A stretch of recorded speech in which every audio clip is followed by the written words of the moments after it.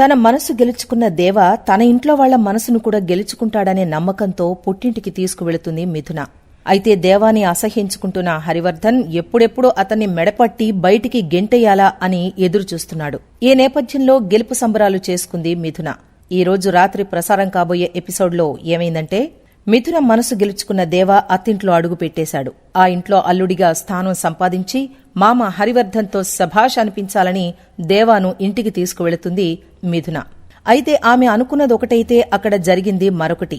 మామ మనసు గెలుచుకోవడం కాదు కదా, మెడబట్టి బయటికి గెంటేసే పరిస్థితి రావడాన్ని నిన్నటి ఎపిసోడ్లో చూశాం.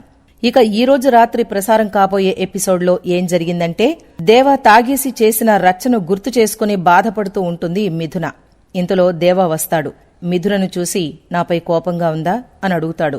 లేదు, బాధగా ఉంది. నా భర్తని వాళ్లంతా నానా మాటలు అంటూ ఉంటే, నా భర్త అవమానాలు పడుతూ ఉంటే మనసుకు చాలా కష్టంగా ఉంది. నా భర్తని అందరి ముందు గర్వంగా తలెత్తుకునేట్టు చేస్తానని ఇక్కడికి తీసుకొచ్చాను. కాని అందరి ముందు తల దించుకుంటూ ఉంటే ఆ బాధ నరకం కంటే భయంకరంగా అనిపిస్తోంది. దేవా, నీ అలవాట్లను తప్పుపట్టడం లేదు, వాటిని మార్చుకోవాల్సిందే అని మొండిగా వాదించను. కాని నా బాధ ఒక్కటే, ఎవరికీ తెలియని నాకు మాత్రమే తెలిసిన నీ మంచితనాన్ని మా నాన్నకు తెలిసొచ్చేలా చేస్తానని నిన్ను ఇక్కడికి తీసుకొచ్చాను. కాని నువ్విలా తాగి తందనాలాడితే నేననుకున్నది ఎలా చేయగలను చెప్పు? వాళ్లంతా నిన్ను దోషిగా నిలబెట్టి నానా మాటలు అంటూ ఉంటే తట్టుకోలేకపోతున్నాను. దేవా, నీకు అవమానం జరిగితే అది నాకు జరిగినట్టే. నువ్వు బాధపడితే నేను బాధపడినట్టే. నాకు మా నాన్నెంతో నువ్వు కూడా అంతే. చెప్పాలంటే నిండు నూరేళ్లు కలిసుండమని ఆ పార్వతీ పరమేశ్వరులు జత చేసిన నువ్వు మా నాన్నకంటే ఎక్కువ. అలాంటి నువ్వు మా నాన్నకంటే ఆకాశమంత ఎత్తులో ఉండాలి తప్ప ఆయన ముందు తలదించుకునేట్టుగా ఉండకూడదు.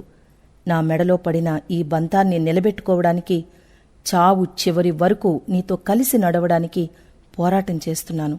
ఇది నాకు దేవుడిచ్చిన గొప్ప అవకాశం. ఎందుకంటే దేవా, మంచితనం నిరూపించడంలో నువ్వు ఓడిపోతే ఏం చేస్తావని మా నాన్న అడిగారు. నేనెప్పటికీ ఓడిపోను, ఎందుకంటే నువ్వు నన్ను గెలిపిస్తావనే నమ్మకం. దయచేసి నువ్వే నన్ను ఓడించకు. నా మెడలో పడిన ఈ బంధానికి విలువ కోల్పోయేలా చెయ్యకు.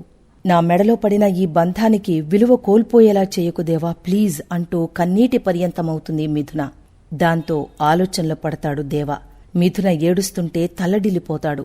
ఒక ఆకుపై సారీ అని రాసి నీళ్లలో వదిలిపెడతాడు. అది చూసి నదివే నువ్వు నదివే అంటూ సాంగ్ వేసుకుని ఉప్పొంగిపోతుంది మిథున. వెంటనే పరుగు పరుగున దేవా దగ్గరకొచ్చేసి కళ్లలోకి కళ్ళు పెట్టి చూస్తూ కళ్ల కాపురం మొదలు పెడుతుంది ఎప్పటిలాగే. దేవా, నా దేవా, నువ్వు నాకు సారీ చెప్పావా? నువ్వు సారీ చెప్పావా?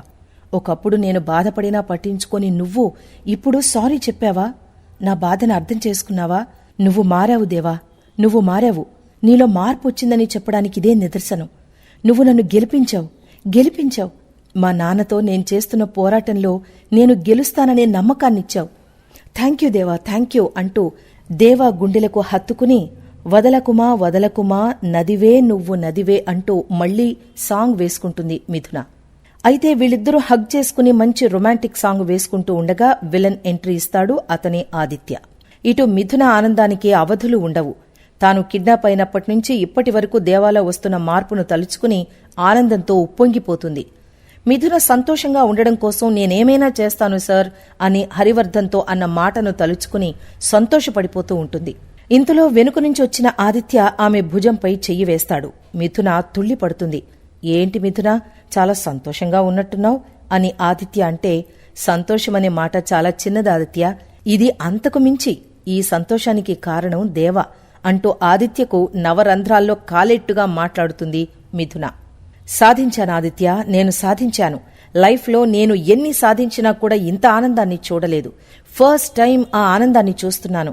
చూడాదిత్య, మనల్ని ప్రేమించేవాళ్లు, మనని ఇష్టపడేవాళ్లు మనం బాధపడుతుంటే చూడలేరు. మన బాధకు కారణం వాళ్లే అని తెలిస్తే అస్సలు తట్టుకోలేరు. అది ఇంతకుముందే దేవాలో కనిపించింది. మనకు ఆ బాధను దూరం చేయడానికి సారీ చెప్పడానికి కూడా వెనకాడరు. దేవా అదే చేశాడు. తాగుడు అనేది దేవాకి అలవాటు. తను తాగి ఎవరినీ ఇబ్బంది పెట్టలేదు. కాని నాన్న వాళ్లు ఎంత అవమానించినా కూడా భరించాడు. ఇప్పుడు నాకు సారీ చెప్పాడు. దేవా సారీ చెప్పడం నేను ఇప్పటివరకు చూడలేదు. తాను చెయ్యని తప్పుకు నాకు క్షమాపణ చెప్పాడు. నేనంటే ఎంత ప్రేముంటే దేవా నాకు సారీ చెప్తాడు? నేనిక్కడికి దేవాని తీసుకొచ్చింది బలమైన నమ్మకంతోనే. నా నమ్మకానికి తొలి అడుగు పడింది. దేవా మనసులో నాపై ఉన్న ప్రేమ బయటికొస్తోంది. చాలా త్వరలోనే నేను గెలుస్తాను. దేవా కంటే మంచోడు, మనసున్నోడు ఈ భూమిపై ఉండడని నేను చెప్పిన మాట అక్షరాల నిజమని అందరికీ నిరూపిస్తాను. నాన్న మా పెళ్లి బంధాన్ని ఆశీర్వదిస్తారు, దేవాని అల్లుడుగా అంగీకరిస్తారు అనంటుంది మిథున. అయితే ఆమె మాటలకు లోలోపల రగిలిపోయిన ఆదిత్య ఏమీ చెయ్యలేక ఆల్ ది బెస్ట్ మిథున అంటూ చెయ్యందిస్తాడు.